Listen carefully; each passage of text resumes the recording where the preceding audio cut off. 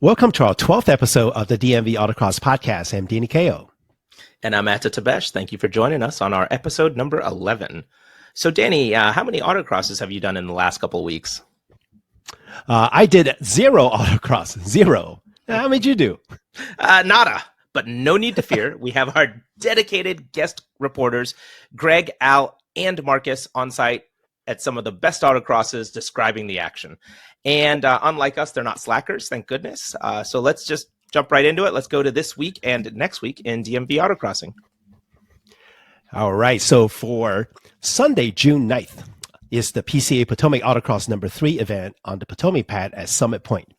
Entry list looks full now, and lots of new guest drivers are making their first appearance, like our brother Greg Jones and Vinny Lee. So the event is promising to be fun. Jeff Gary will probably make a Jack LaLanne style course again, so you better warm up before the event, just because you do that so you won't hurt yourself. Ada? Who's Jack LaLanne? Well, he is the godfather of fitness, Ada, which means Jeff Gary is now the godfather of autocross fitness. Is this another one of those like old timer jokes, Danny? Like that no one's going to understand? He had a TV show between 1950 to 1985. 50. Okay, so all right. I'm just gonna. For the I thought everybody knows. I thought everybody knows Jack LaLanne. I've never heard that name in my life. All right. Okay. Whatever. For the following week, Saturday, Mercedes Club is hosting their autocross event on the Washington Circuit at Summit Point. Registration is open until Wednesday, and the entry list does look full, but slackers like Danny and I might miss the event for the Pocono time trials. So please make sure to get on the list if you are interested. Brian Cobb, Marcus Pye, Greg Poe, Pat Ga, and Matt Hu will be fighting for FTD with Howard Lee and Jen Fo close behind. Don't miss it. Well, it's a Mercedes event, so it has to be done that way. All right. It's a light 2 weeks for local autocross. If you don't mind travel a bit, on June 15th, you can also race at Harrisburg Farm Show Elmerton lot with Susquehanna SCCA. Or you can follow me or Ada to Pocono for either the SCCA National Time Trial or NEPA SCCA Autocross on both 15th and 16th. If you have never been to Pocono for autocross, you really have to. The course is grippy and fast, facilities wonderful, and you can also do a bunch of outdoor stuff near Pocono, which is always fun. Put that on your autocross must-do list. And the drive up there is absolutely gorgeous, Danny. I feel like we got to mention it. It's the best drive. Yeah, it is. Plus, you can go do waterfall hikes. Yep. All right. Once again, it's weather time. We just had a beautiful weekend, and will the trend continue? Let's find out from our local kinesiologist, Alan Claffey. He's a meteorologist. He's the doctor of exercise.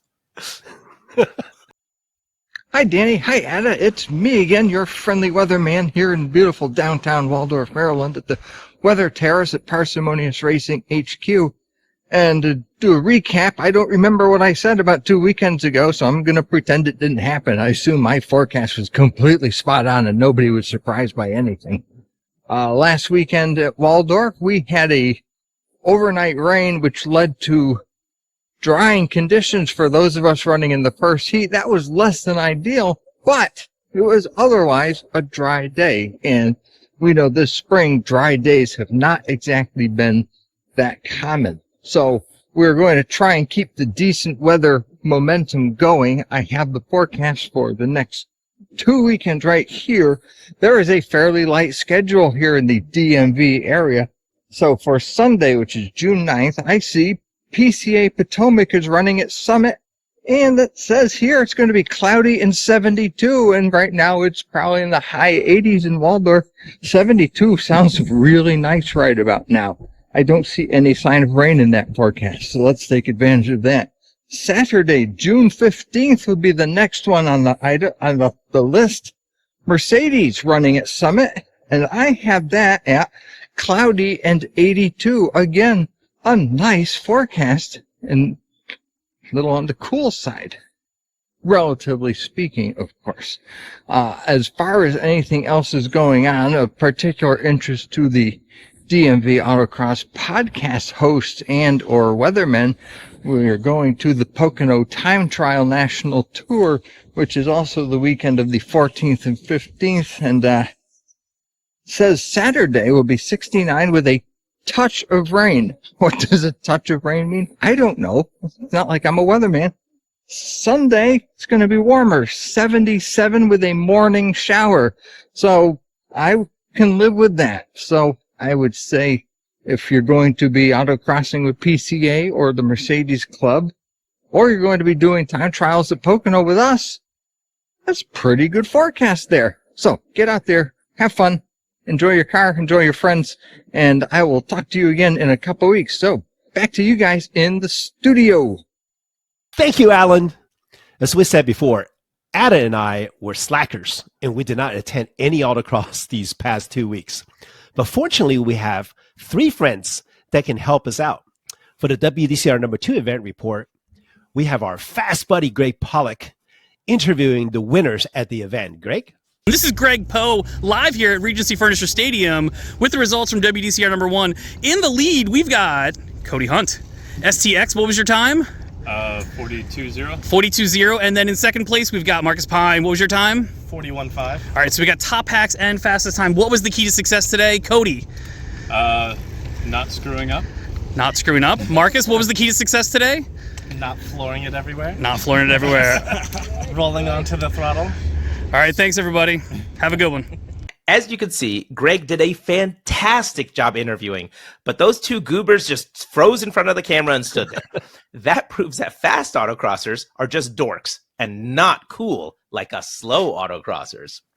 That's right. I totally agree. That's us, man. Slow autocrossers are real cool.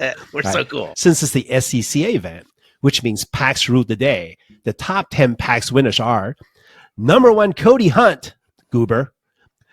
Marcus Pine, goober number 2. Marcus Pine is also your FTD winner. Rusty English, number 3, not a goober, not as fast. Good guy. Dustin Grubbs, not a goober. Nope. Greg Pollock, definitely not a goober, cool guy, right? He's the best. Everybody after that are super cool because they're slow. Yeah. Steven Holzer's number 6. Jack Christie's number 7. Lenny Wilcox, number 8. Matt Hu is number 9. And Patrick Gaffney, the slowest of them all, batting last in number 10. Imagine getting top 10 in PAX and just getting absolutely roasted on a podcast. Hey, that's what you get for being goobers. All right. And many compliments went to the course designer, Bill Stockton, for the fast-flowing and fun course. I wasn't there, but I can feel the joy from the competitors. So thank you, Bill, for making the day great. Ada? For the Brandywine event number 2, our field correspondent, Marcus Pye, filled his report. To recap, Ken Roller and Alex Maramo set up a fast and fun course at Ripken Stadium. This hurt me, Marcus and Ken, as all the high horsepower cars reigned supreme today. Aaron Shue took top PAX and Raw tie after DNFing his first 3 runs. John Willimon was second in PAX, even though with all the parental duties he has to do during the weekend. And Maramo went third in PAX. Nothing else too exciting happened since I was nowhere on the leaderboard, but those Evos did dominate. Wait. This sounds like Marcus just whined about not FTDing the event. Yeah, that's exactly. Yeah, that's what it sounds like as well. So yeah, this is a perfect report from Marcus. So let's acknowledge that. Thank you, Marcus. The rest of the top 10 fast people are 4. Ken Roller, 5th, Norm Flowers, 6, Dean Mohit, 7, Marcus Pine, 8, Patrick Gaffney, 9, Craig Marhefka, and 10, Jeremy Helvel. The top 5 fastest times went to Aaron Shue, John Williman, Norm Flowers, Jacob Peltz, and Patrick Gaffney. All right. Last Saturday was also the PCA Chesapeake event number 2 at the Prince George's Stadium. Our friend Al Pacheco filed this report from the Bay Sox land. PCA Chesapeake AX2 was awesome. The course was fast. 72 cars ran today. FTD went to David Kretcher with a 50.4, then Howard Lankin with a 52.0.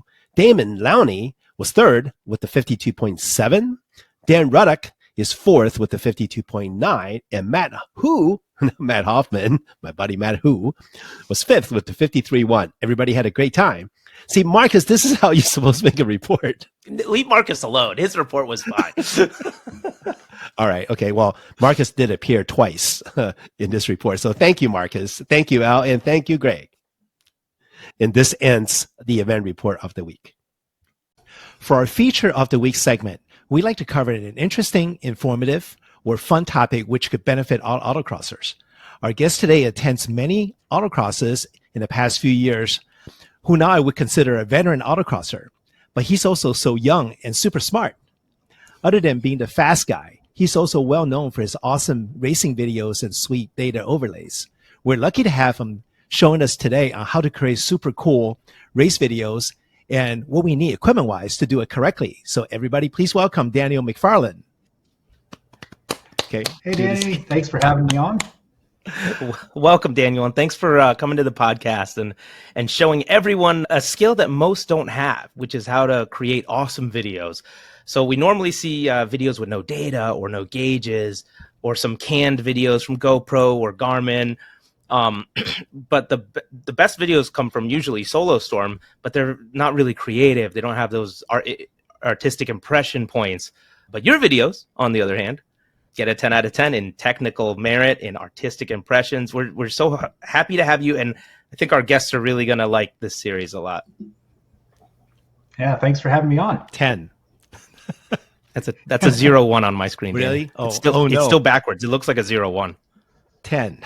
That looks like There a you 10. go. That looks like a 10. Well, on my screen, this is 10, but Well, do both so everyone knows it's a 10. okay, got it. All right, that's awesome. Okay, Daniel, I'm super excited about your visit. And just like the episodes that we did with Shane, I'd like to steal your brain for as many episodes as we can milk you. Right? We did that before. So we're going to go over 4 major topics, and depending on how deep dive we get into them, it will either be 2 episodes or 4 episodes. But I think most likely 4 episodes because there's a lot to share. And I hope you know this well in advance that this is going to be a late night. And we definitely thank you in advance. And the topic that we're going to be discussing are, number 1 is the race video recording devices and apps, right? And then we're going to talk about or have an overview of race render and using your template, your F1 template, and how to set up data, right? And then 3 will be how to make custom gauges for your car using race render, which is, I mean, everybody's looking forward to that, I'm sure. I mean, can you imagine that? 4 is how to set up race chrono for an event. Right. So when you get to the track, what do you do with all your equipment and so forth? So for this episode, we will talk about race video recording and apps. There are many apps out there that we do track data recording analysis as well as drag racing. But for autocrossers, has very few selections. But now has many options compared with 10 years ago. I remember when I first started 15, 20 years ago, you had to buy a personal handheld PDA to give you just the basic data and no videos, right? And Solo Storms are really the first popular autocross specific data video recording device, other than some high dollar track data analysis, jerry-rigged for autocross purposes. Would you like to go over a list of the most current autocross specific devices and apps that we have available today and some of the pros and cons of each? Yeah, I think that's kind of the starting point. Is you can't really make a video if you don't have a video to make. So right. the first thing you really need here are some video options, and you can plug some of that directly into some data like your GoPro overlays and all that, whether it's through Race Chrono or Solo Storm. But if you have some data, it really helps to really elevate the level of that video as well.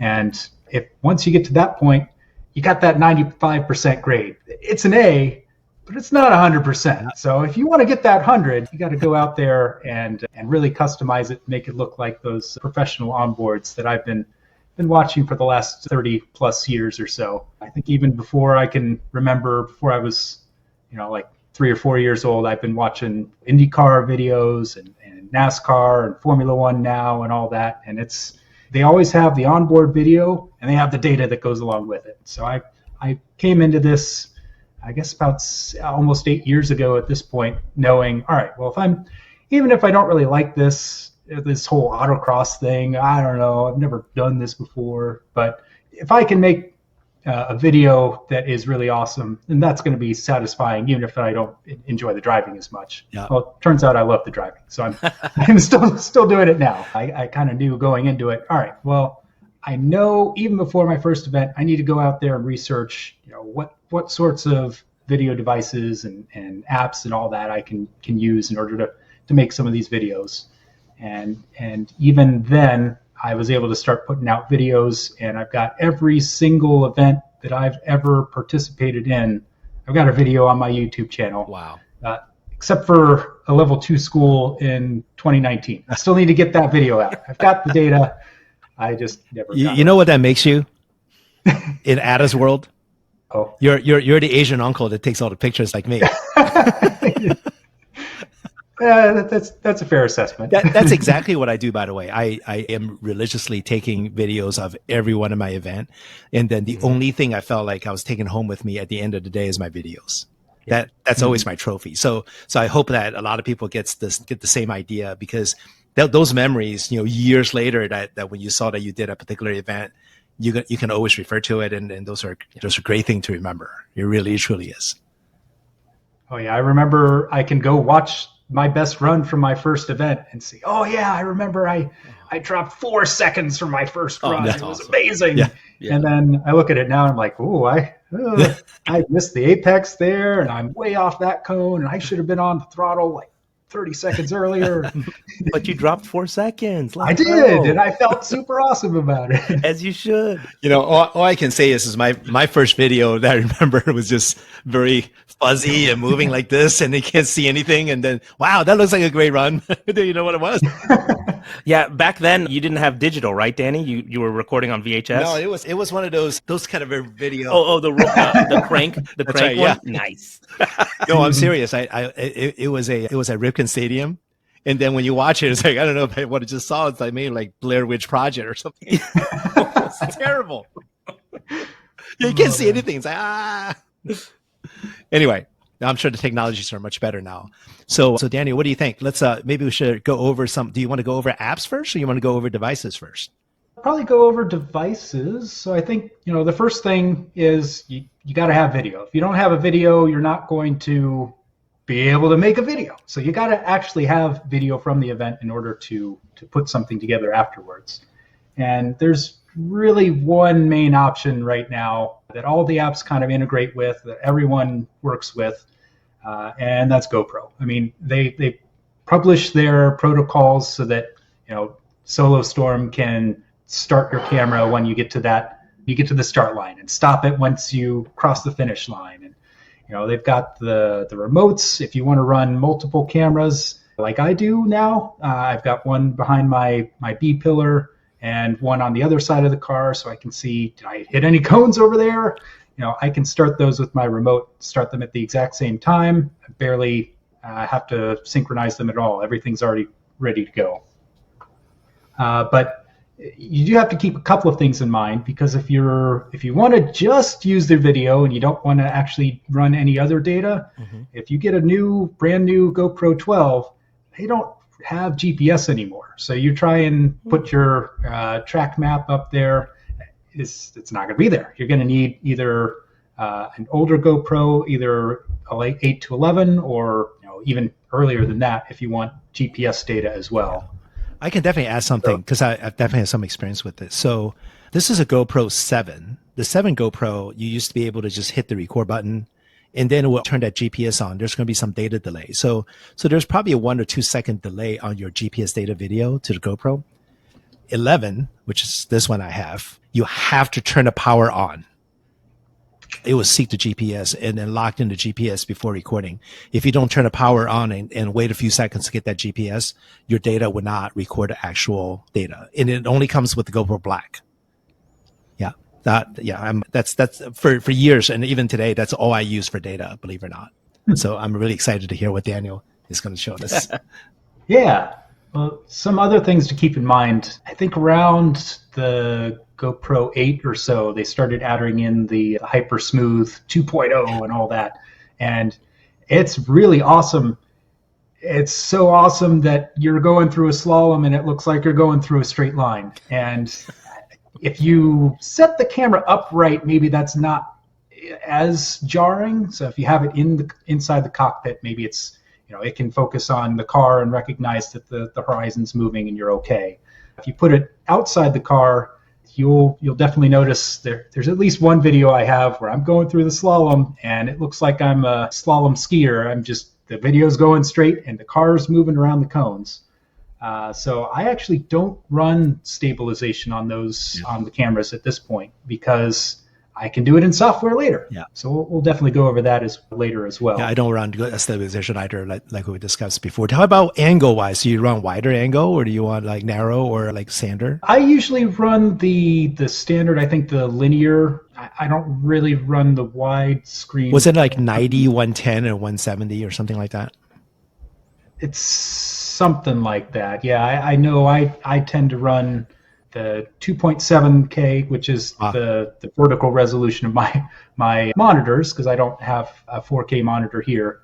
So I figure I don't really need 4K video. And the GoPros tend to get really hot and overheat, and then you lose your run because it's sitting there trying to cool down instead of taking your run. So I don't really recommend 4K video at this point unless you've got one of the brand new 12s, maybe.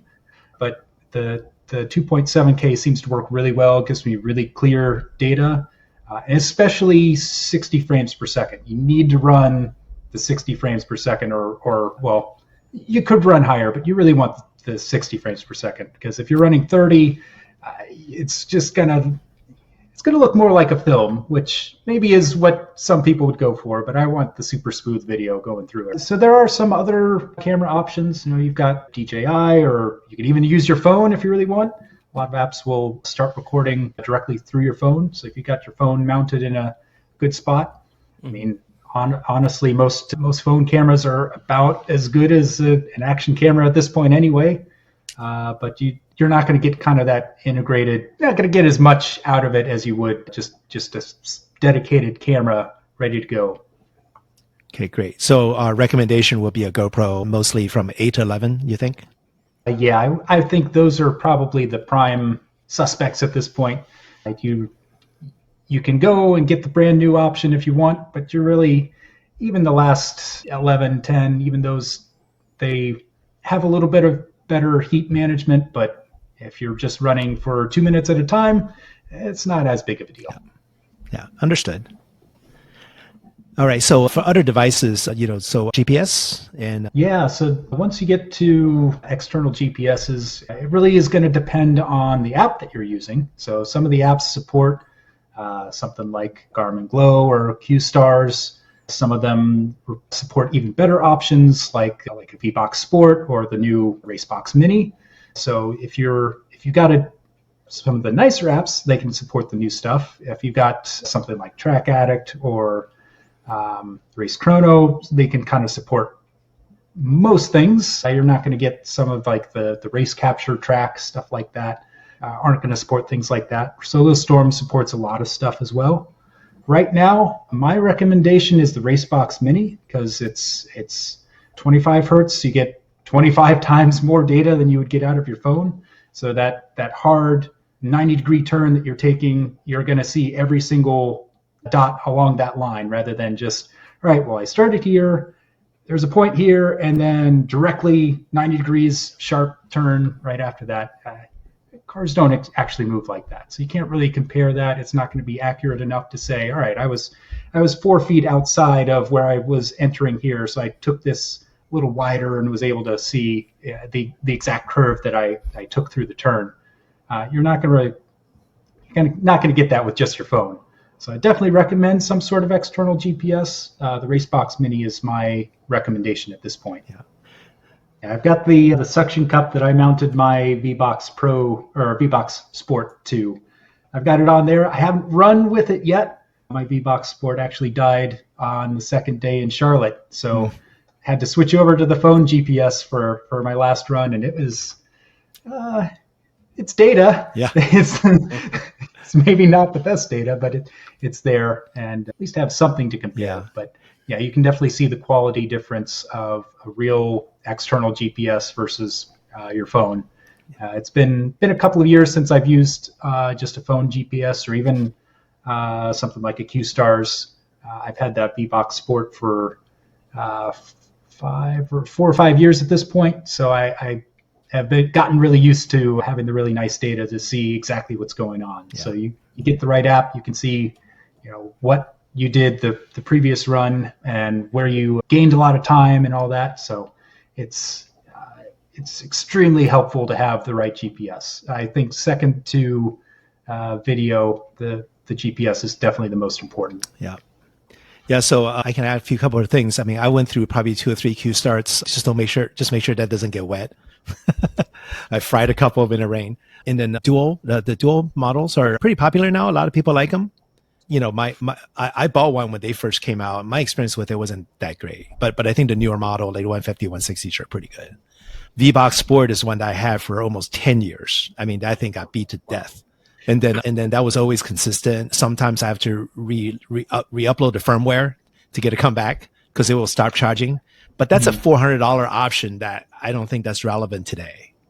I don't know how much Not you pay with for the your V-Box or with the Racebox Mini, Yeah. being half the cost and higher better, higher hertz. Yeah. So Yeah. and then you get the V-Box Mini S records data as well and holds data. So I just don't think V-Box is a relevant product anymore. Plus it's bigger. Takes forever to charge. Yeah. So chances are they'll come out with something, in a couple of years that'll put us all to shame. That's but I think, yeah. I saw some GoFundMe stuff that they were showing the GP. They were showing like a GPS like this size. Oh man. I know. I mean, I don't know how that works, but maybe there'll be more cooler stuff coming out soon. Yeah. So with that covered, what do you think about apps?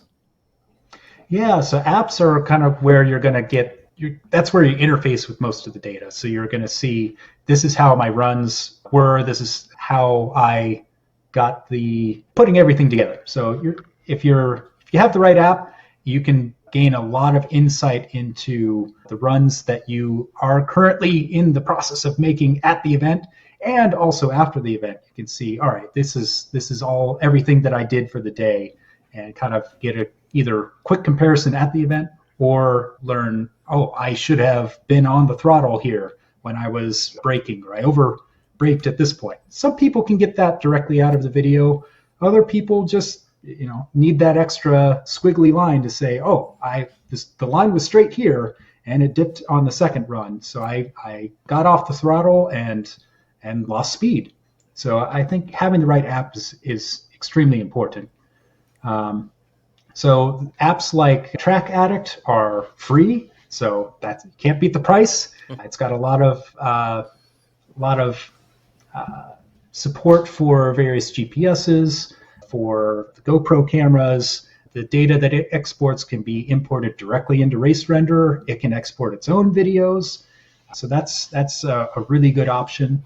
My personal favorite is Race Chrono. I can kind of set up with my OBD2 reader. I can set up fast and slow channels. So like the dash on my car has the ambient air temperature. So I gotta, I want to get that 100%. So I gotta record how cold it was outside, how blazing hot it was. But that's not really changing all that often. So, if the app only pulls that once a second or once every 10 seconds, it's probably not going to change much. Now, my RPM and my speedometer, I want that to be, recording as much as it possibly can, because that's changing constantly. So I can set up fast channels to record the stuff that's always changing, and slow channels for the stuff that I'd like to know what's going on, but it's not all that serious if it takes a little while to change. So Danny, on the background, those data that you're recording, is similar to GPS data where it just, records like a fraction of a second, and it gives you a coordinate and it just kind of maps the coordinate? Is that how that works? Yes. So it's the apps like Race Chrono will be able to talk to your external Jeep through Bluetooth, but at the same time also talk to an OBD2 reader that's reading what was originally meant to be emissions testing for your cars, that also happens to include things like your RPM and your speed and things like of that nature. So it's able to combine those of, hey, I sent a request to the GPS, so I was at this coordinate here, and I also sent a request off to the car, and I know it's got this, it says its speed is this much, and it was the steering wheel was at this angle and stuff like that. And it can say, all right, well, I'm going to combine those into just one single data file that can be used later. So apps like that will be able to often not only show that, but show a comparison between your runs as well. So you can say, all right, I was faster here or slower there. Right. So out of those apps like, SoloStorm, Race Chrono, and Track Edit, I know that for the longest time, that SoloStorm has the advantage of, quick video rendering directly right back to the app. And so that you can see your video data essentially together with your regular data. Can Race Chrono and Track Edit do the same thing, or is it primarily just a data analysis? I primarily use them for data analysis. You can, at least with Race Chrono, you can import your videos later. I think the same for Track Addict. But SoloStorm, yeah, if you're looking for data right there in the exact second that you're running, you want to look at the video with data overlaid seconds after your run was over, you need SoloStorm. SoloStorm is going to have that sort of customization, that sort of ability to quickly overlay the data. I have found it maybe slightly more difficult to get all of the channels that I care about because SoloStorm is very much tailored to autocross, and most people that are using it, they don't care about the ambient air temperature or the average barometric pressure of the area, because I care about the barometric pressure because I want to know how much boost am I running at that particular second. Right. Compare the pressure in the manifold to the barometric pressure. Yeah. But SoloStorm, it gives you your GPS, it'll give you your throttle, it'll give you steering angle. That's another big channel there. I think it does have your RPM, your tachometer, and GPS. GPS is huge for SoloStorm. But the kind of secondary stuff, it's harder to get that sort of data. So I'm making the sacrifice at the event to have the better video later by running Race Chrono. Yeah. I mean, I know a lot of people, when they review their data, they can watch the videos and see most of the stuff. And in fact, that's probably most of the time that's what I would use to analyze it. But then again, for data analysis, all three products that you're mentioning, they all work pretty well. I guess it all depends on which one are you used to the most, right? Yeah, it really is. If I'm recommending something and you just don't know how to use it and you just can't wrap your head around it, you got to pick what's best for you. There are times where something that works for me is not going to work for you, or you care about that run that you just ran at your pro solo and you're already on to the next side and you've got 5 seconds to look at and review your data. Maybe you need a different app than the one I'm using. Yeah. And I know some people have also used things like Harry's Lap Timer or the Race Capture or the VBox apps as well in order to record data.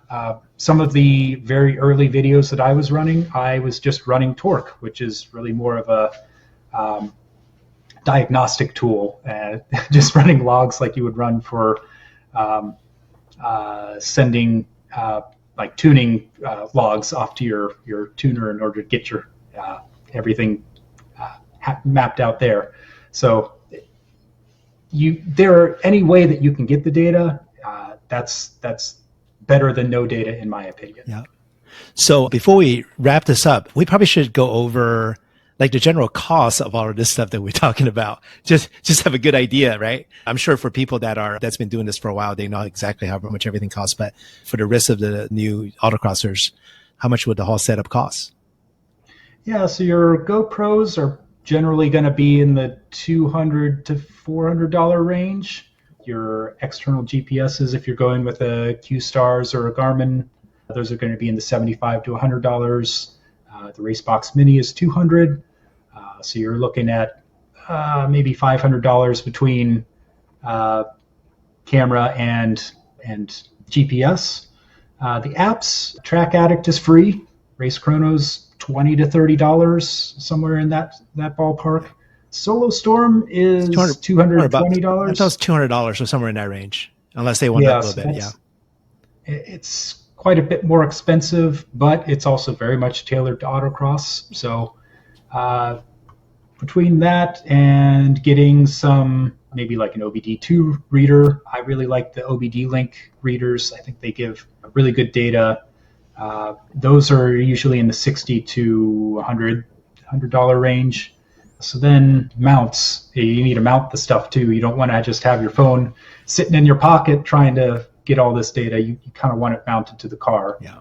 You want your camera mounted to the car. You don't want it flopping around. So once you add the mounts in there, everything, it's probably going to come out to a set of tires for my car, maybe half a set for your car, Danny. But, One tire. Yeah. Yeah, I'd say if you want the full setup, you're probably talking $1,000 or so. Yeah. Between all the mounts, the GPS, and you can cut that down. If you already have a camera, well, that's like a third of your budget is already good to go. If you don't care about GPS, then, phone is good enough, then that's another third of your budget. So stuff like that, there are definitely ways to trim and to make things cheaper if you need to. One other thing that I highly recommend is getting some sort of external microphone. If you're running the camera in the car, it's maybe not a big deal, but if you're running the camera on the outside of the car, you're just going to get wind noise. You don't get anything else from that. So you get, a 3.5 millimeter extension cable to I've been using the Olympus microphone. It's just, everyone seems to be running it. It works just fine. So I've been running that too. So I just stick that on the back and I get some nice raspy horsepower coming out of the exhaust. Makes it sound much, much better. Yeah, I can definitely add one quick thing. So when I got my GoPro, I did buy this. So this is almost like an external case, but it covers where the microphone comes in from GoPro. So even inside, if you put your camera on the inside, you're still going to catch a bunch of wind noise. But with that, wind noise gets completely filtered out. So this is a good thing to get. I don't think it's that expensive. So it's just a regular case. The media mod is, $50 to $100 somewhere in there. If you're running an older GoPro, like a GoPro 7 or earlier, there's a special, dongle to get your microphone plugged in with the USB-C cable. Yeah. But with the media mod there, you just have the plug directly there, which, yeah. I didn't know I had this. Well, you need those. Surprise. Danny lifted his up, and I was like, that looks like the thing that's right next to my monitor. Yeah. I didn't even know what this was. Well, I mean, you can give that to me if you don't want it. Because it's not that I don't want it. I didn't even know. I was looking at my... Okay, all right, we're good. We're good. Okay. I had a media mod. Now I just got to find the GoPro. That's right. All right. Well, thank you, Daniel, for coming to our podcast and showing everyone this skill that most people don't have. The night's still young, so we're going to continue our discussion on the overview of Race Render, and Daniel's going to show us the secret of how to build his cool F1 style autocross videos. But you're going to have to wait until next episode. So thank you, Daniel, once again, and we will see you all at the next one. All right. Thank you, Daniel. For our Meeting a New Autocross Friend segment, we are happy to have Duston Grubbs to be with us today. Dustin is one of our fastest young drivers in the DMV area. He finished second at the 2023 SCCA Solo Nationals, just .078 seconds to autocross legend and gazillion-time national winner, Ron Williams. He attends all events at local clubs. He volunteers at the WDCR SCCA races. He loves good burgers at Melt. There's nothing that Dustin doesn't do well. And welcome, Dustin, to the DMV Autocross podcast. Well, thank you. You're welcome. Welcome.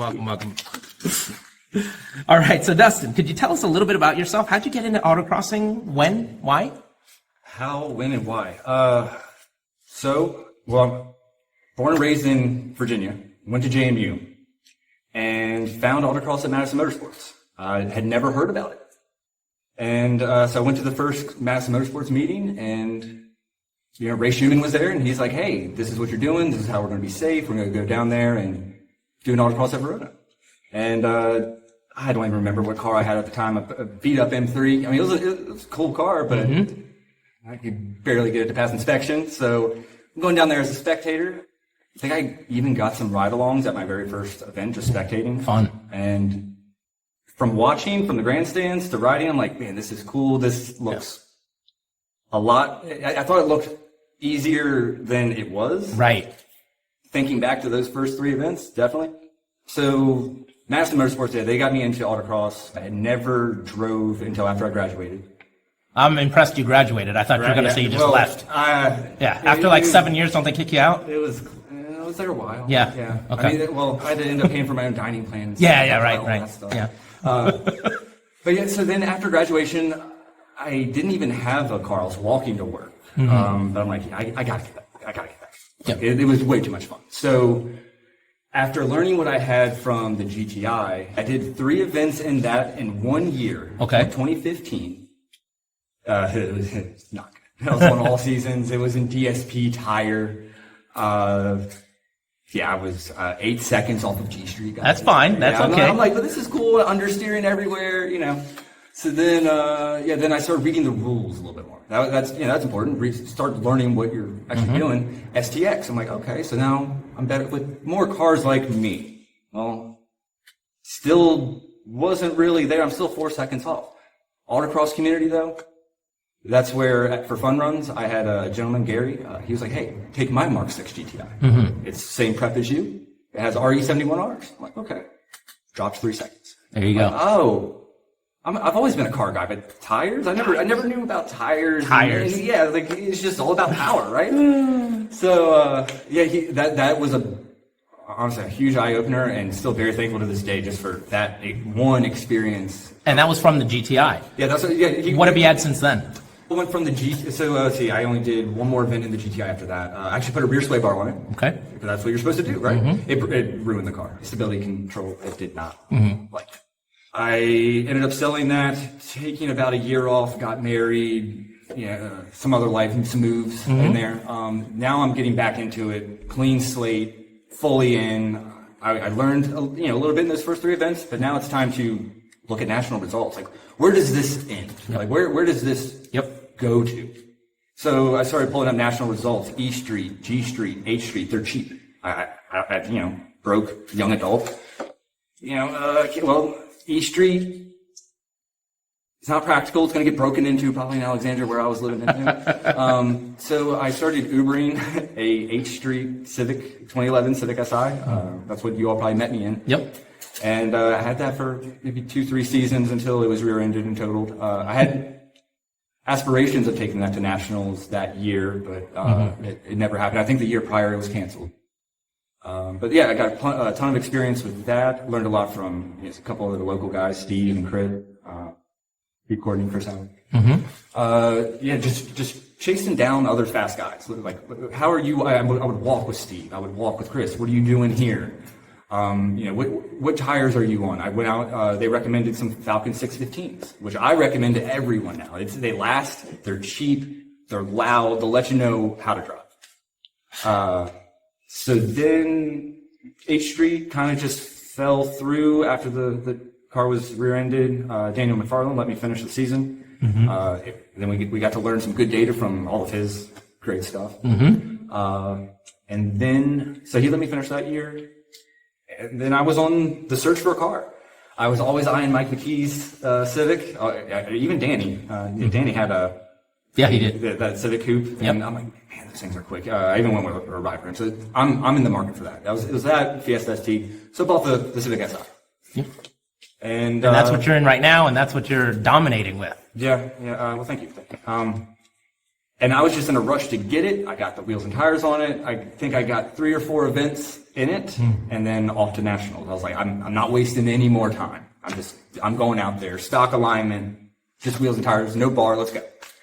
And man, nationals, that was a blast. 2022 nationals, first national event, 1,400 cars. I'm walking a mile from my paddock spot. 1 mile. To grid, and I'm just like, I was in awe. My jaw was dropped for the whole week, pretty much. So speaking of that, you've been to some big events and immediately became successful. Can you tell us the difference between going to these big events like nationals you just mentioned in 2022 versus the local events? Like, do you approach them differently or the same? Try to approach them the same. It's hard to let your nerves get the best of you. Even my first Nats, I'm walking the course until I'm like dizzy. Yeah. I'm like, I need to get out of this heat. I'm like, this, what am I doing? Like, the course maps are posted ahead of time. I'm sitting there with pen and paper, like trying to find, it's like, it's a local event. This is, I've learned just from doing 2 walks, go drive it. Yeah, you only get 3 runs, but it's an autocross. Course walking is important, though. You were talking about doing the course walk with the others and kind of picking their brains a little bit. Whereas Danny and I at Nationals, what we did for the course walk was we went to a restaurant and ate. Okay, well, I mean, there's a problem with overwalking. I don't know how much overwalking you did. Did we do 1 walk each side and then we went to dinner? Overwalking or just 1 walk? I don't even remember. All I remember was we had the most delicious fried chicken. Ooh. And then we had, what was that other meal we were sharing at one point? I don't know. The point is, all I remember from Lincoln was eating. Yeah, they agree. Yeah. I look forward to everything. Downtown. They even had some really good food trucks there. I don't know if did you ever get to try some of the food trucks there? Yeah. Fantastic. Yes. There's the one Middle Eastern truck that was so good. There was a bunch of just good trucks. Oh, yeah. Yeah, I sorry. think I had some barbecue. Yeah, let's focus back on the crossing now. Well, I mean, the food is... Yeah, the food is the only reason I went. So, yeah, you can get food right there at the Tire Rack 10 at Nationals. Good stuff. It's so good. And the thing about is just try not to overthink it. Yeah. It's a normal event. I mean, you'll get a lot of conflicting information about, like, walk course 2, then walk course 1, then focus on 1, then go back to 2. Then do course 3, even though course 3 is just walking back to your car. That's just the 18-hour drive home. 18 hours? That's a world record. How long did it take us, Danny? I don't know. 26 hours. Took us 26 hours. Oh, I was shooting for Simmons time. You were speeding, is what it was. Yeah. We'll talk about that later.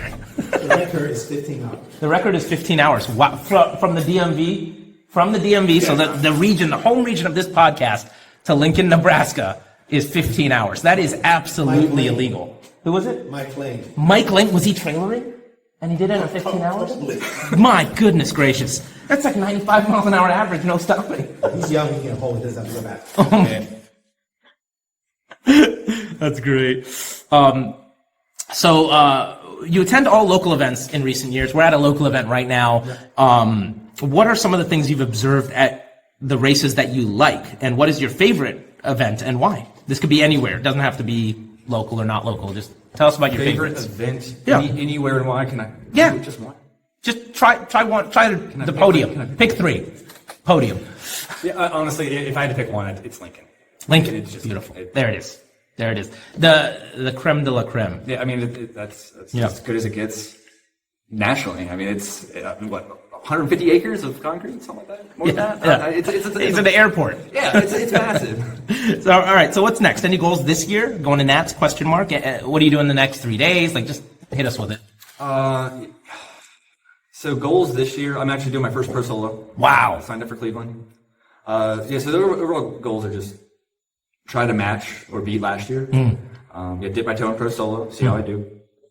And I mean, there's only one way to improve from last year, so that's the goal. I think you're gonna absolutely love pro solo. It's my favorite kind of autocross. It is that much more I've been fun. putting it off way too long. You're gonna love it. You're gonna love the light. You're gonna love the competition of racing someone else at the same time, crossing over and doing it again, crossing back, doing it again, crossing over. It's so much fun. You're gonna love it. 12 total runs. Yeah, a lot of runs. Yeah. A lot of runs, but it's that intensity of there's a guy right next to me trying to beat me. Yeah. Like that is fun. And then it gets all the way down to like the shootout. Well, that's it. Bracket. Yes. Right. That would be like if you get into it. Goals. Right. Right. Get to the challenge. Make it through the challenge. There you go. Exactly. There's a guy. There's a winner behind me right now who did he can tell us the story later. No. Yeah. Maybe one day we have to have that in the Ask Uncle Danny. Yeah, I was going to say, can I just ask Uncle Danny? Yeah. You know what? Post it up in the DMV Autocross Facebook group. Asking Uncle Danny. Hashtag. All right. Well, thank you for joining us today, Dustin. We are 100% certain you will continue to be the fast local hero running at the top at national championships. So if you see Dustin at these events, local events, national events, stop and say hello, observe his runs, and learn his secrets. Thanks again, Dustin. Come get a ride. Come get a ride. Love to see it. Thank you, sir. Appreciate it. All right. Back to you, Danny, in the studio. All right. This concludes our podcast episode. Everyone is excused except for the novices. Our novice meeting begins now. All right. So for this novice meeting, let's talk about racing in the rain. Yes. Yeah. Well, I mean, isn't there a book about racing in the rain? Yes. It's also a movie. I think it's called The Notebook. The Notebook. Is it? It's not about rain. Racing in the rain or kissing people in the rain, one or the other. We're like singing in the rain, Singing in the rain. No, we're not. We're not really singing in the rain. We're going to be racing in the rain.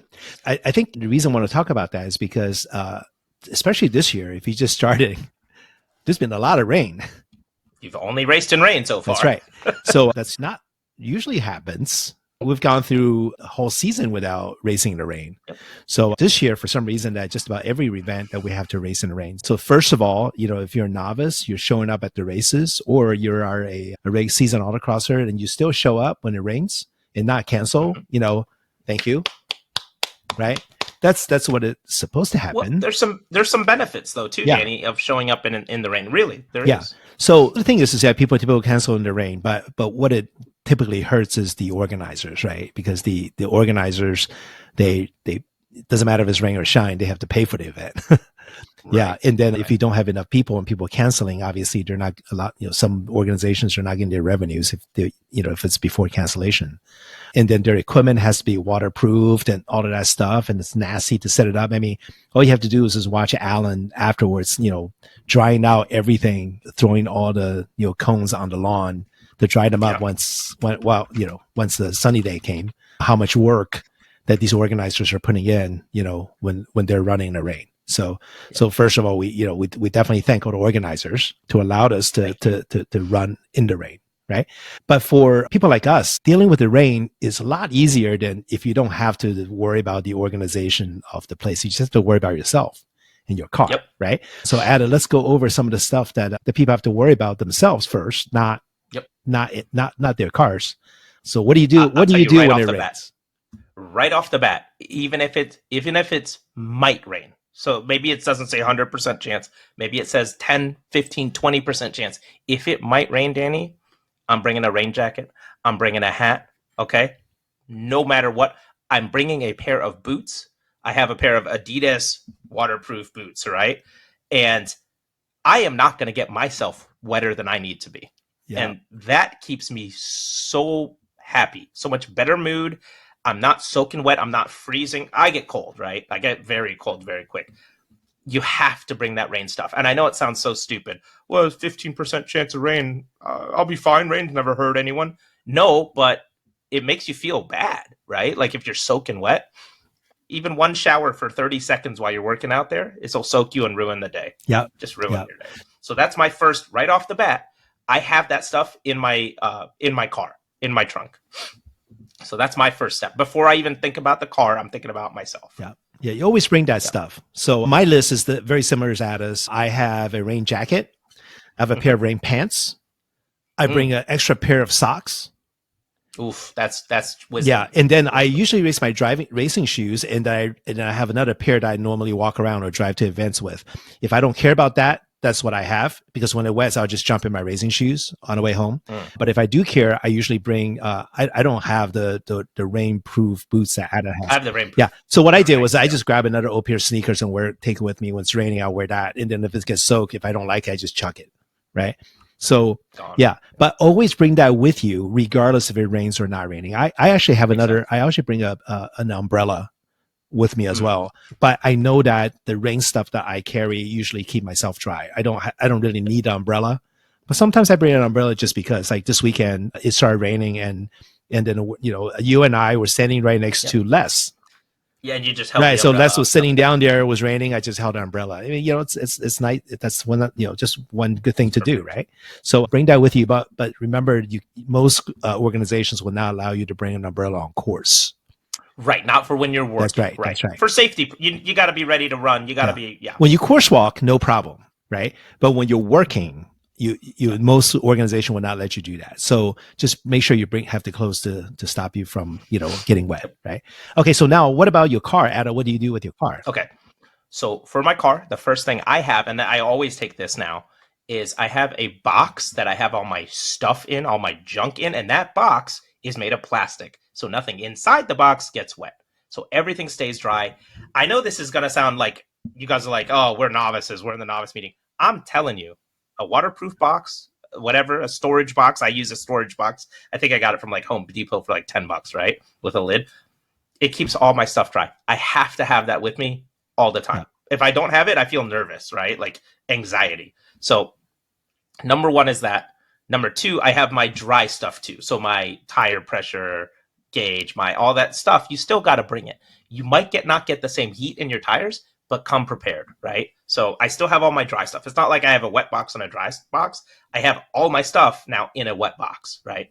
So that's the next step for my thought process is, okay, I got my own stuff. Now I have my car stuff. So when my car stuff is out, it's not going to be soaking wet and disgusting, and I'm going to be having a bad day, right?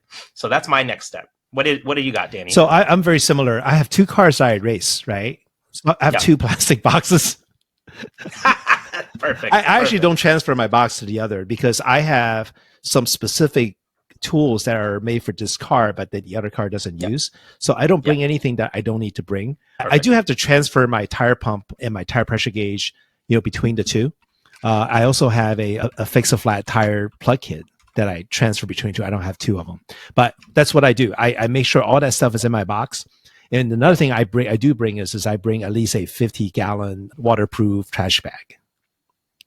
That's smart. So what I do is I actually sit the trash bag there, and then I put my box in there in the bag, and then I actually put my non-racing shoes in there.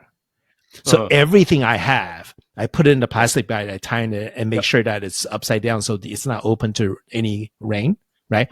I almost want to say I almost recommend that even when it's dry, because right now it's summertime and springtime and fall. Majority of the sites that you go to, they have these little tiny red ants. Yo, right? I was gonna say bugs. I was gonna say bugs. Right? Okay. I was like, if you're doing it, it's for the bugs. Or spiders or whatever. So what I do is and then I can guarantee you that if you have your bag or a box and sitting on the ground, when you pick it up, it was probably covered with these red ants in certain days. Doesn't matter where. Happens at Bowie, happens at FedEx, happens at Summit Point, everywhere, right? So if you have a plastic bag, what I do is I remove everything inside the bag, put it in my car, and I just shake the bag and knock everything loose. And then roll the bag in, throw it in there, and then use it next time. So that's what I would use. Right. That's good. Okay. That's really so good. Let's talk about preparation, right? So for people that never race in the rain, I think we need to talk about it.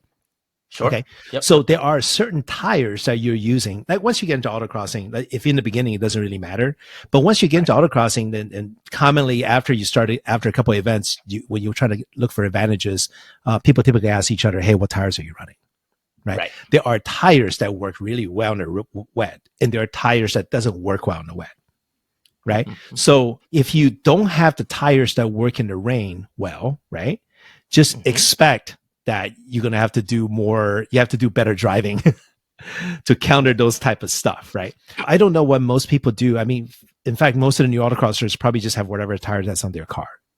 Right.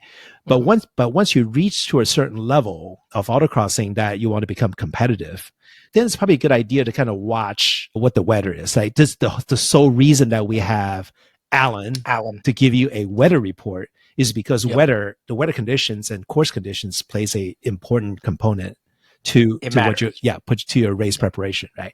So if you know it's going to rain and then you have the rain style tires, just put them on, right? Otherwise, you're going to have to guess and then keeps your fingers crossed, right, under dry conditions. But I can tell you, for a lot of seasoned autocrossers, if you see the weather that's variable, right, and the temperature is not very high, then you typically want to run something like AO52 Yokohamas or the RE71 RS made by Bridgestone, because those are fantastic tires and they're wet. Tires like the Hankooks or Falcon RT660s, or even to a certain extent the Kumo V730s, they just don't fire it up that well in the rain, right? So this might not be a pure novice thing, but if you have these tires to pick and choose from, I would recommend if it's going to rain, right? If you have AO52s, you use it, and that's why I think that right now the overall best compromise tire that deals with all conditions right now in the market. Nobody's paying me to say this. I think RE71 RS is probably the right tire to buy. Yeah, it's good. It's good when it's cooler. It's good when it's hotter. It's good when it's raining. It's good when it's dry.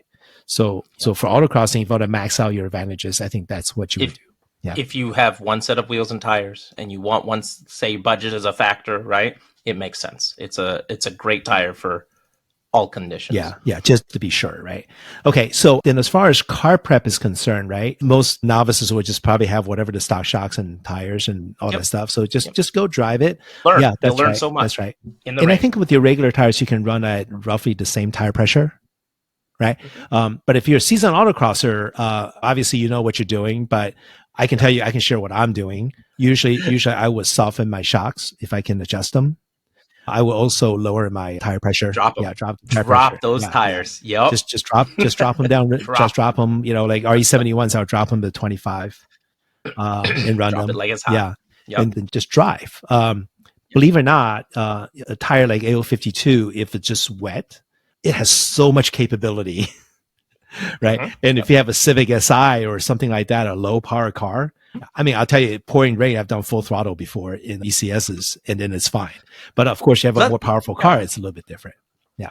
Let's talk about that for, you just said full throttle in the rain, right? And automatically people are going to start thinking, what are you talking about, Danny? It's raining, right?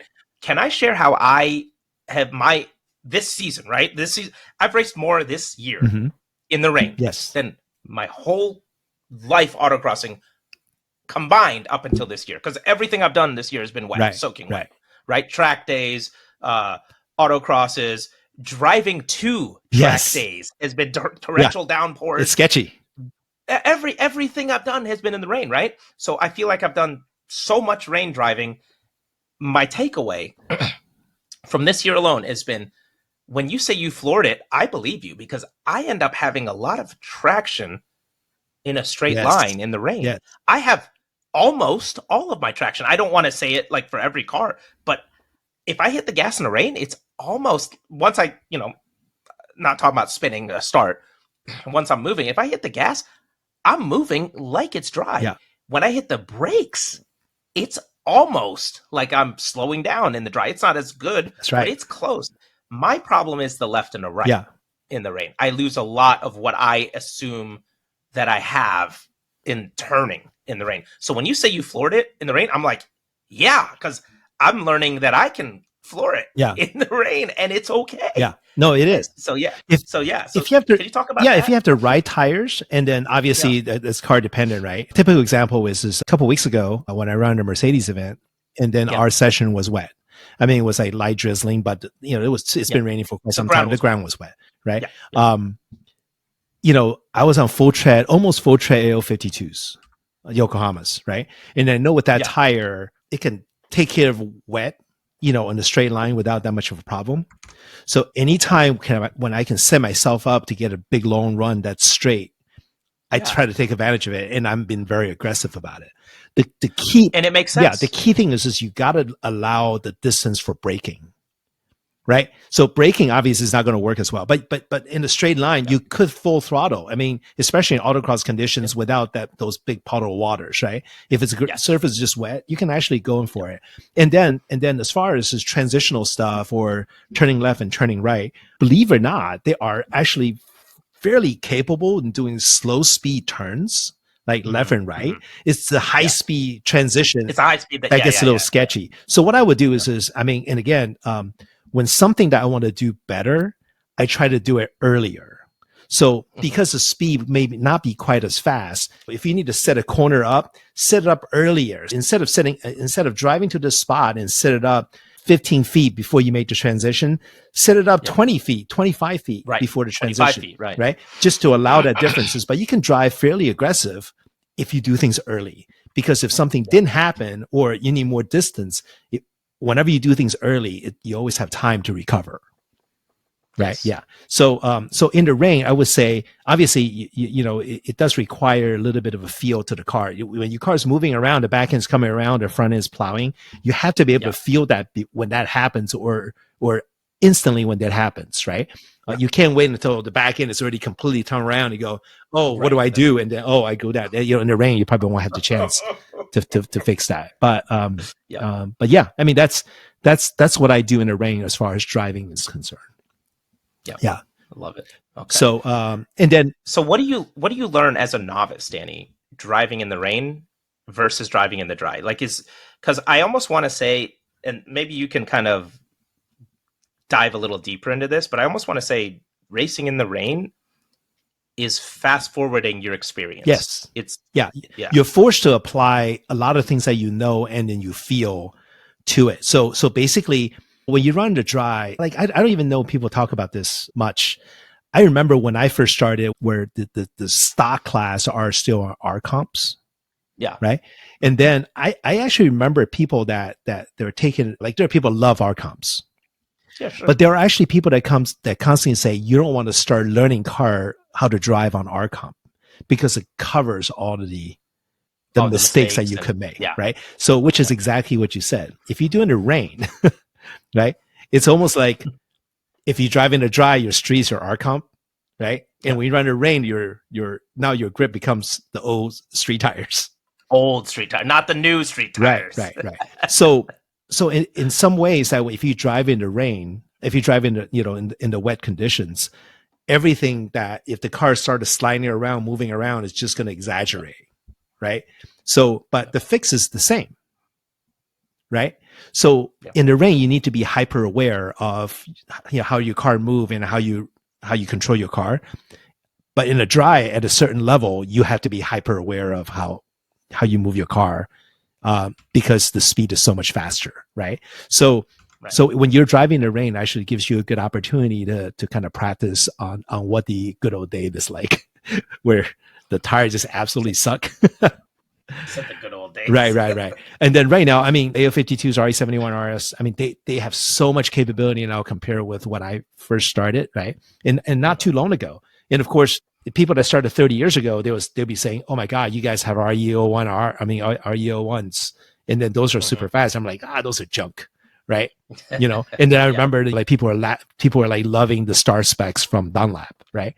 But now it's like, oh my God, what the heck is that, right? So the newer autocrossers, you guys have it good. I mean, right now you are actually at the golden era. Danny, you sound like an old. No, I'm serious. You sound like an old man yelling because at a cloud. because the cars are so good, the tires are so good, right?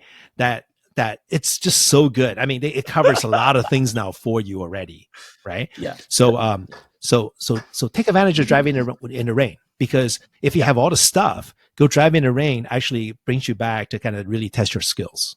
So don't give an opportunity to test your skills in any condition, because you can't control Mother Nature, right? One of these days, if you become a fast, good autocrosser, so you want to challenge people nationally, can you imagine that you go to the nationals for the first time and you never driven in the rain? Yeah, right. No, I got you. Right. So those are all experiences that you accumulate and you want to keep. So for me, I know it's going to rain. I know it's going to be bad. So then my number one priority is keep myself dry.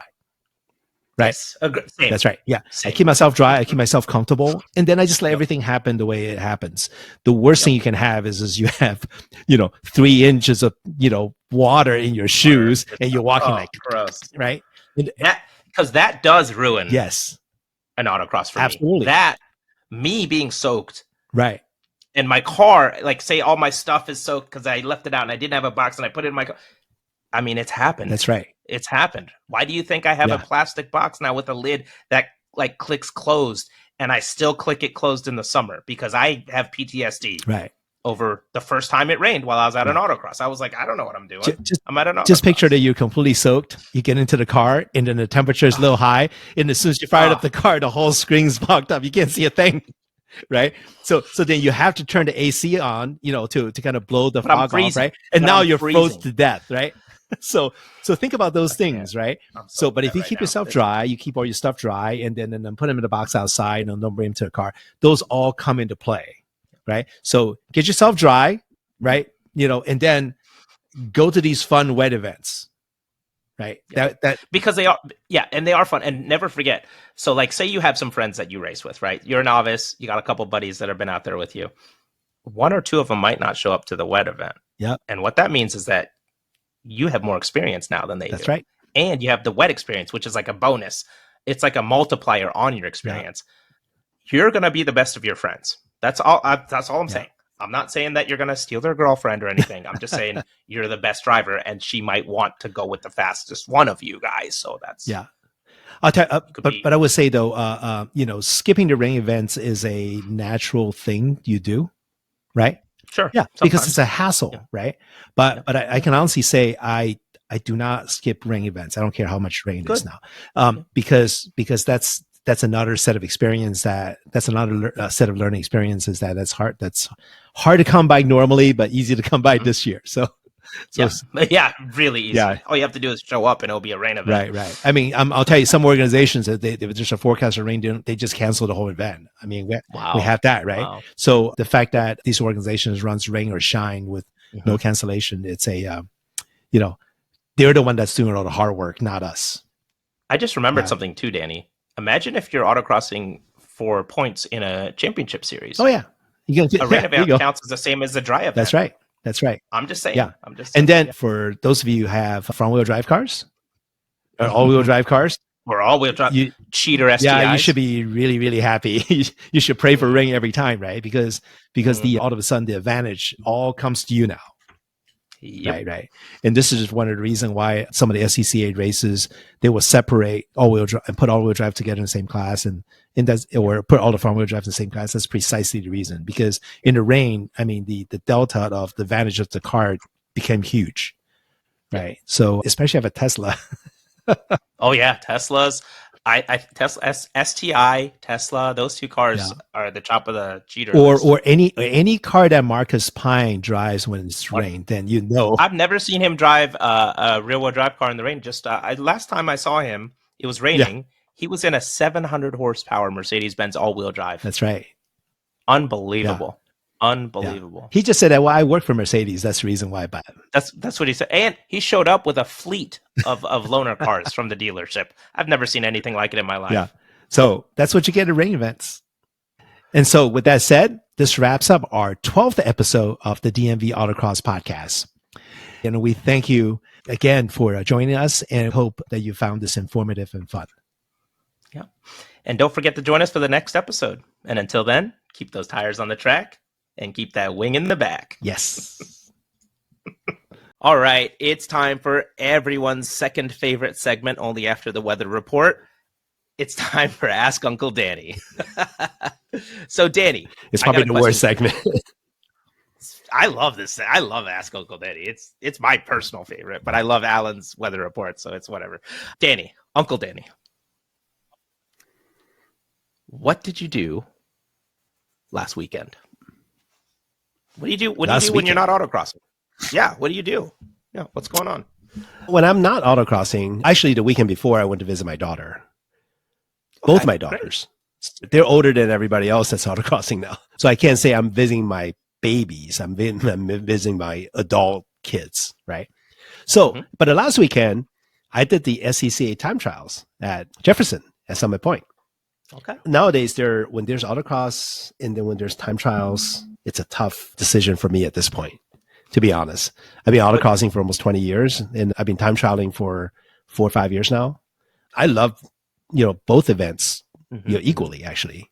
So nice. And I feel like I can drive 100% autocrosses, and I'm finally at the point I feel like I can drive almost 100% on time trials. So they're equally intense at this point. Nice. So that's what I did. Yeah. That's fantastic. So I have heard through the grapevine that you are breaking lap records. Is that like a goal of yours? Because you got another one this past weekend. Well, I mean, so my class, there weren't that many cars in the class, right? So I'm always one of one, so it's easy to set records. Yeah. Well, I have this evil plan, right? Because what happened is when you start reaching like really, really old age, sometimes you start thinking about, okay, here, what do you leave, on this earth that people remember you by, right? I can't think of anything positive I did. So I figured that a moment of time, on a Excel spreadsheet somewhere sitting in the server, it has my name right next to it with a number right next to it. I'm pretty sure this particular day. Oh, I'll tell you what. It's in Google. It's in Google Docs. Google right? Doc. Yeah. It's Google. I Sheets. have no idea how many versions that Google Sheets kept. Right. I know with SharePoint, it's 600 or somewhere around there. You can keep 600 versions, right?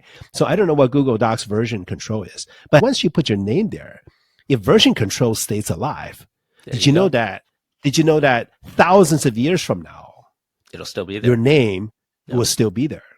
That's amazing.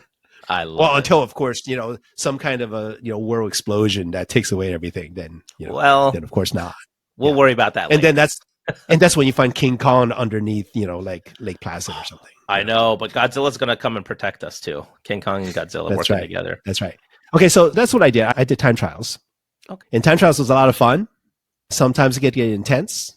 Sometimes you're like, oh my God, I risked my life for that. But this past weekend, I ran at Jefferson, so we can have a parting segment of my runs at Jefferson to show you the importance of point buys. My Like, point buy is on point. My point buy is on point, but sometimes I'm a victim of no point buy. Well, so I've been on both ends of that, Danny. I have looked up in my mirror, and it was actually this weekend, and Kui is sitting in my mirror. There is a very fast, very large yellow Supra 6 inches away from my bumper. And right away, I was like, go that way. And, it took me a second to realize he was there. So I might have held him up for a little bit. But at the same time, I've been held up before. So it's like, as long as we try to work together, everyone on track to point each other by, I think it's a dance that takes some practice. Yeah. Well, I mean, point buy is really an art. Yeah. You have to know, I mean, if you know each other's friends, then they know that just as important as you want to get your time, it's also important for them to get their time. Right. Yep. So you're not going to get your best time unless they let you get your best time. There you go. Exactly. And then they're not going to get their best time unless you're letting them get their best time. So the thing is you have to work together. So, like, for example, I saw Kui's video. Yeah. Right? Yeah. It's his first time trial. Yeah. Right? Yeah. He didn't really give you any gap. He just went at it. Well, yeah. And we were also on that was our, what you call it? That was our quali session.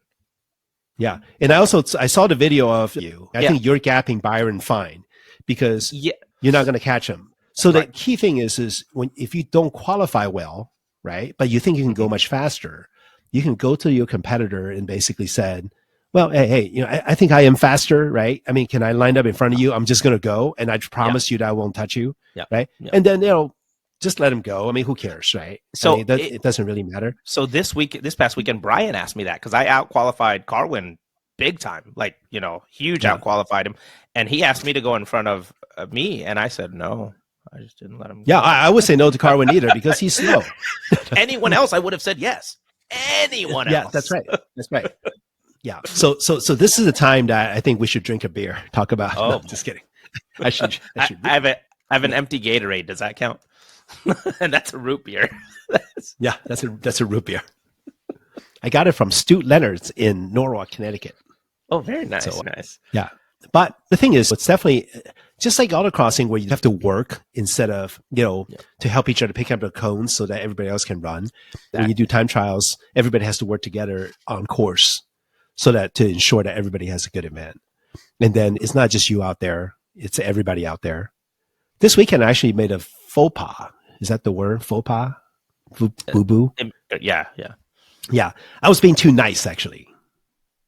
So I was attacking for my first 2 laps, but I kept on overcooking my turn 1. So I didn't get the desired results that I want. I want to have a cool down lap and also let a few people by and find myself my next gap. What I did was I slowed down. As soon as I came across the start and finish, and stay on the left-hand side and then try to let people go. Because at that particular time, when they track out, they can still pass me.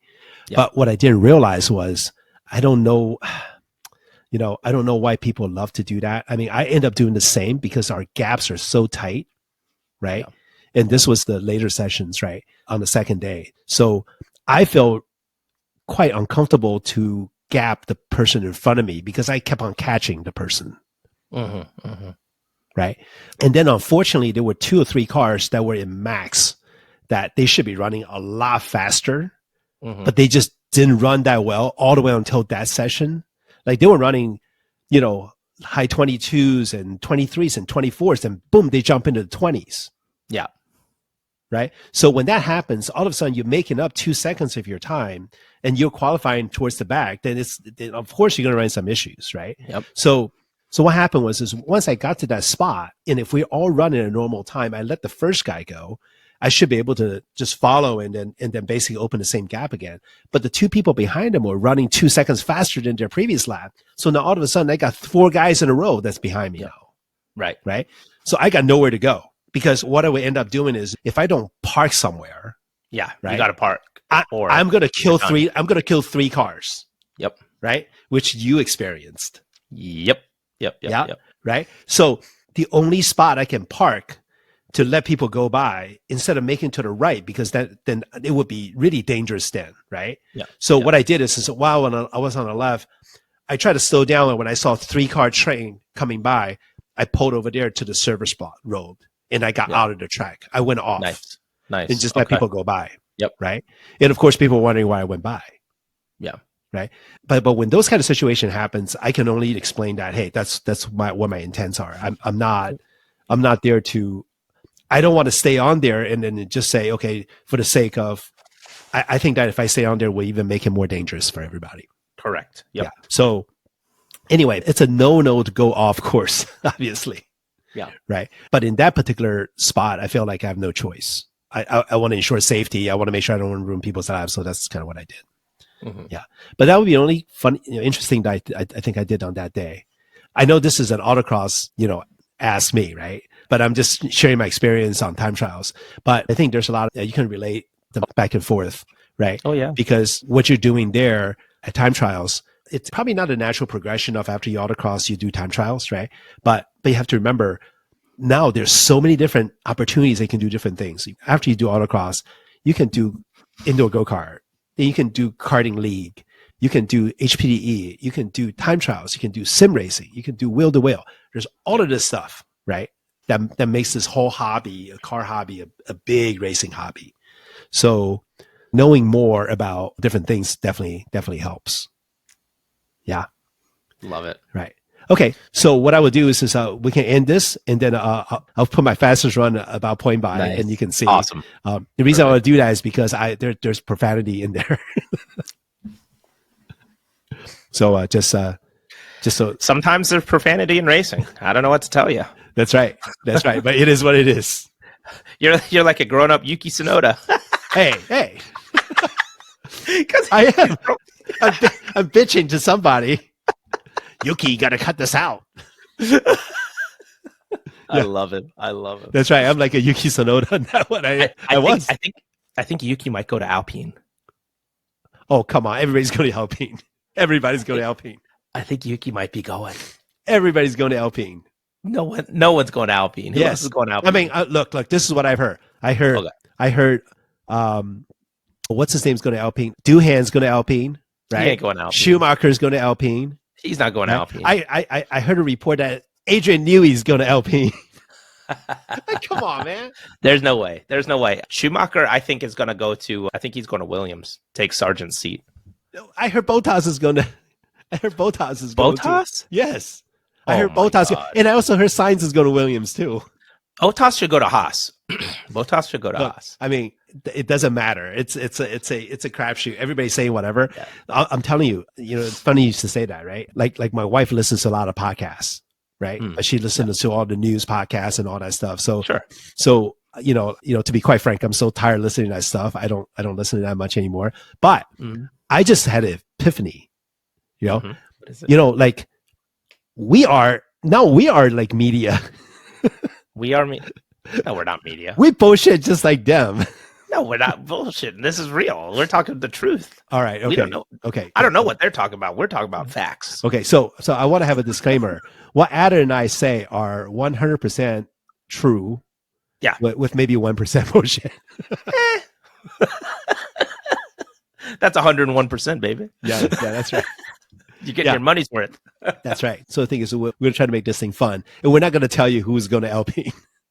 Oh, nice. Nice. All right. We'll cut this out and now enjoy the video of me swearing like Yuki. I love it. All right. Bye.